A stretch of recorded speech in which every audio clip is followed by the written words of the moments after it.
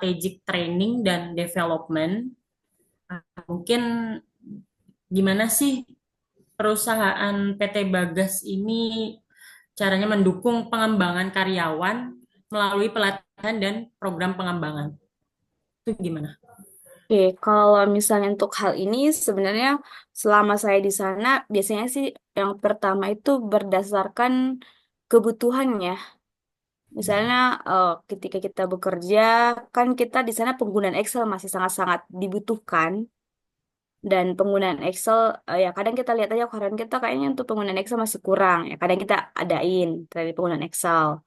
Terus yang kedua kadang kita lihat kebutuhan di site bahwa kadang ada ini ya dari kejadian-kejadian terjadi misalnya kok proses perbaikan unit terlalu lama. Oh, mungkin kita perlu ini dulu nih, refresh tim kita di site untuk mereka bisa eh, lebih memahami lagi nih kendala mereka di mana. Kenapa untuk proses perbaikannya cukup lama. Jadi kita akan jalan training untuk perbaikan alat beratnya lagi. Tapi memang untuk saat ini itu sih berdasarkan kebutuhan aja. Tapi karena memang di tahun ini memang kita lagi proses develop banyak ya. Kita lagi sudah hire untuk ODPD kami. Di sekarang sih untuk tahun depan kita harap sih ODPD kita udah merancangkan nih kebutuhan training yang dibutuhkan per departemen, bukan karena berdasarkan kejadian atau berdasarkan hal-hal yang terjadi dalam operasional, tapi berdasarkan memang sudah kita plan bahwa kita pengen karena kita berkembang, jadi untuk program training bukan untuk karena kebutuhan aja, tapi karena memang kita ingin mengembangkan skill dan kompetensi dari karyawan. Seperti itu sih untuk saat ini. Oh, baik. Eh, untuk pelatihannya sendiri ini terintegrasi dengan tujuan strategis perusahaan. Apakah terintegrasi atau tidak? Oh ya pasti terintegrasi sih untuk saat ini ya untuk yang sedang dirancang ODPD kami kemarin sih ya pasti kita usahakan bisa terintegrasi ya dengan eh, apa yang jadi tujuan perusahaan dengan apa yang kita punya dalam budaya perusahaan kita dan apa yang kita butuhkan sebagai perusahaan. Oke, baik. Berarti sekarang kita lanjut ke tentang strategic performance appraisal. Nah, di sini nih, gimana sih proses evaluasi kerja karyawan yang dilakukan? Ada nggak? Kira-kira gimana? Oke, kalau misalnya eh, penilaian performance untuk saat ini sih sebenarnya kita nggak terlalu ini ya, saya belum terlalu banyak juga untuk saat ini karena memang saya juga join kan baru 1,5 tahun juga di sana. Saya join sih saya tidak ada bukan tidak ada penilaian pasti ada tapi memang kita penilaiannya biasanya PKWT-nya habis kan kita masuk tuh ada PKWT dulu. Saya Mm-mm. penilaian secara PKWT berjalan, PKWT pertama baru ada penilaian. Tapi penilaian memang setelah habis kontak tersebut. Apakah nanti ketika sudah bekerja 6 bulan, apakah sesuai dengan kebutuhan kita, apakah cocok ya antara karyawan dan perusahaan, nanti ada penilaiannya dan itu akan mendasarkan untuk kontak selanjutnya seperti itu. Tapi untuk saat ini sih untuk perpanjangan kontrak juga kita sudah ada presentasi juga saat ini. Mm. Presentasi ini kita melihat karyawan saat bekerja misalnya PKWT pertama, 6 bulan pertama mereka bekerja, apa yang mereka dapatkan, apa yang mereka bisa improve dari pekerjaan saat ini. Eh, itu sih untuk saat ini penilaiannya ya 6 bulan aja PKWT, sama biasanya kalau memang ada change of status. Change of status ini juga biasanya sih Ki, tahun lalu kan kita ada asesmen juga, asesmen dari eksternal. Nah dari asesmen ini biasanya sih akan terlihat yang mana karyawan yang punya kompetensi lebih. Dan itu kita akan lakukan acting untuk next level. Dan ketika mereka sudah acting, nanti ada presentasinya. Dan presentasi ini bisa kita melihat bagaimana mereka bekerja, apa yang mereka bisa lakukan, dan apa yang improvement yang mereka lakukan, dan apa masukan yang akan mereka berikan lagi ke depannya bagi perusahaan untuk bisa lebih baik lagi. Seperti itu sih. Tapi untuk biasanya kan kalau perform appraisal juga ada KPI ya. Tapi saat ini memang KPI kita baru rancang juga. Ya kita harap sih tahun depan sudah ada sih seperti itu. Jadi Nah, untuk performance appraisal ya paling memang untuk PKWT sama ada yang promosi aja sih. Jadi untuk penilaian per 6 bulan atau mungkin per tahun tuh kita saat ini belum ada. nah, evaluasi kinerjanya ini itu korelasi nggak sama kayak buat perencanaan pengembangan karir atau pemberian kompensasi itu ada korelasinya nggak? Oke, kalau kompensasi pasti ada. Kalau misalnya untuk yang ini ya, yang semua pasti ada. Hmm, PKWT juga pasti ketika kontrak berubah kan pasti ada eh, kompensasinya juga pasti ada manfaat lebih ya. Terus hmm, kalau misalnya change of status juga pasti nanti benefit akan mengikuti seperti itu sih. hmm. Berarti ada hubungannya ya ini. Ya, ada. Baik, lanjut ke permasalahan ini nih. Karena tadi masuk ke kompensasi, jadi kita masuk ke strategi kompensasi. Nah, Mhm. gimana sih struktur kompensasi di perusahaan ini dirancang agar selaras dengan kinerja dan tujuan strategis perusahaan?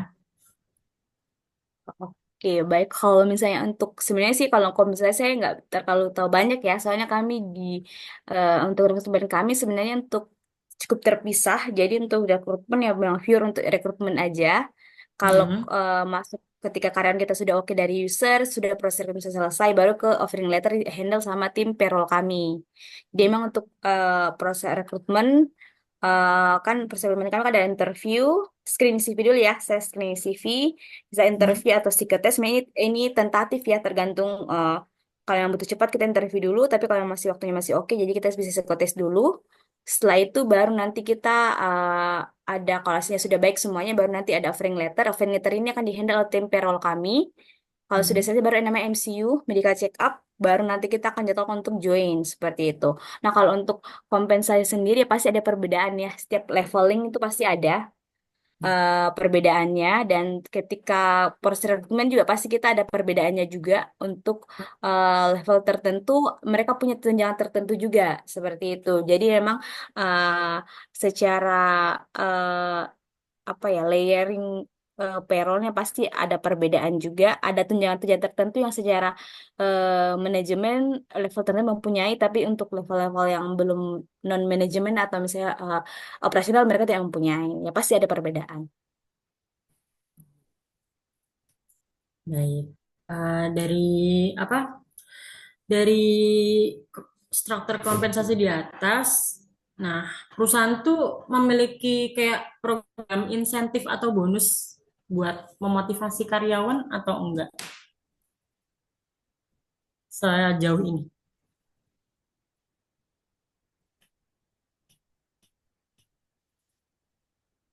Oke, untuk saat ini sih kita belum ada ya untuk kayak misalnya bonus tahunan atau mungkin ada hal hal-hal yang bisa meningkatkan ini karyawan yang saat ini kita belum ada ya. Karena masih baru ini. Karena masih baru apa? Oke, maaf soalnya agak putus-putus saya kurang bisa dengar. Mungkin karena masih Oke, baru ya. kalau karena masih baru juga memang ini sih memang saat ini belum ada aja. Jadi Hmm, memang mungkin karena masih baru ya operasional juga masih cukup banyak yang butuh biaya atau hmm.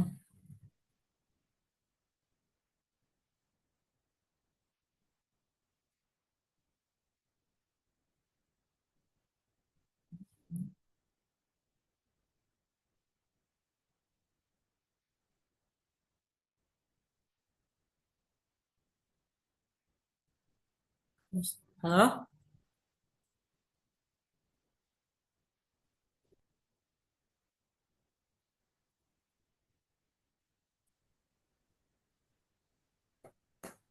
halo.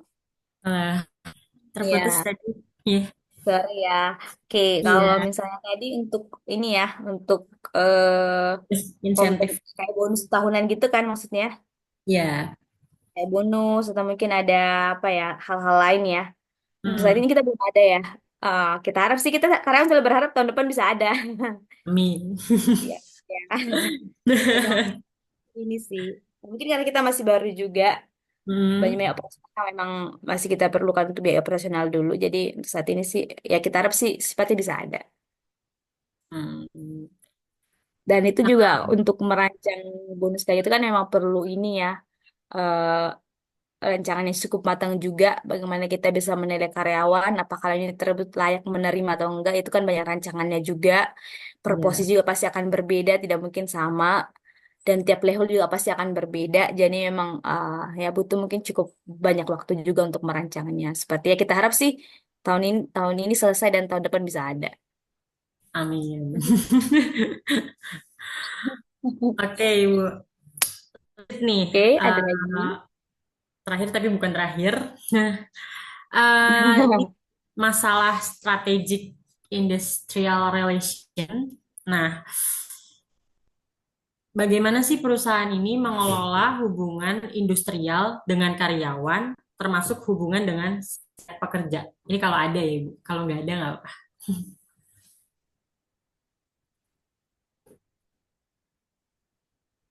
Oke, halo.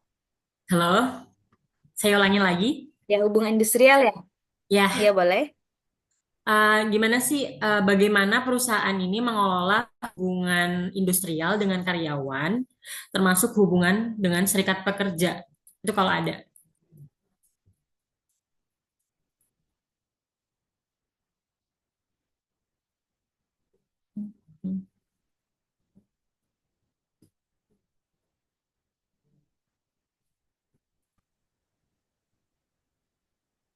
Hmm.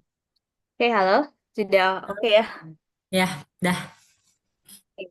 Nah, kalau misalnya tadi hubungan industrial ya, Ya, dengan karyawan. dengan karyawan. Kalau hubungan industrial dengan karyawan, sebenarnya sih untuk saat ini kita nggak ada isu-isu tertentu ya kalau di Head Office Jakarta.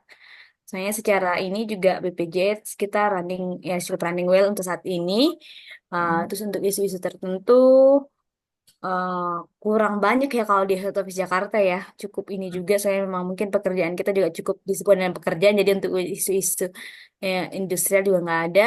Paling misalnya kalau ada ini sih kebijakan-kebijakan tertentu ya dari pemerintah, misalnya contohnya tentang pajak atau mungkin pajak TER yang tahun lalu ada. Jadi paling itu aja sih. Kalau misalnya di site ya pasti cukup banyak ya kalau di site. Yes. Halo? Halo, ya. Hmm. Ya, kalau di set sebenarnya untuk industrial relation kita kalau di set sebenarnya lebih banyak ke eksternal Hmm. karena di site kan memang kita banyak dengan lingkungan masyarakat juga. Jadi bagaimana tim IR kita itu bisa membangun relasi yang baik dengan masyarakat. Dengan ada juga di sana kan di daerah kan pasti adatnya masih cukup kuat juga. Jadi Ya. kalau di saya sih strategi yang dilakukan tim kita adalah bagaimana bisa membangun relasi yang baik dengan lingkungan sekitar, dengan masyarakat sekitar, dan bagaimana kita juga dengan ini berhubungan dengan rekrutmen juga. Kadang kita rekrutmen memang ada proses tertentu yang kita mengutamakan warga-warga lokal. Jadi biar bisa membangun relasi yang baik ya tim IR juga kadang mereka merekomendasikan masyarakat-masyarakat yang di sana untuk bisa membantu kita juga dalam proses operasional. Misalnya kita membutuhkan karyawan yang mereka bukan minta CV sih, mereka kadang kan eh, lagi bangun relasi dengan masyarakat. Ada oh iya Pak, ini anak saya belum punya kerja. Mereka kadang memberikan CV dan kita HR bantu untuk proses kalau memang sesuai dengan kebutuhan seperti itu sih.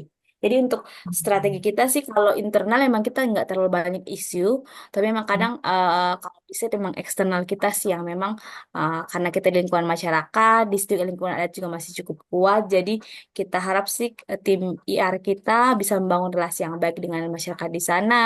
Dan kalau misalnya ada kebutuhan masyarakat ya kadang memang ada kebutuhan karyawan maksudnya, kalau kebutuhan karyawan memang ada posisi tertentu yang memang kita khususkan untuk warga lokal di sana. Dan kadang untuk menjangkau warga lokal ya memang kita dibantu sama tim IR kita juga seperti itu. Jadi kalau memang isu-isu IR yang menyangkut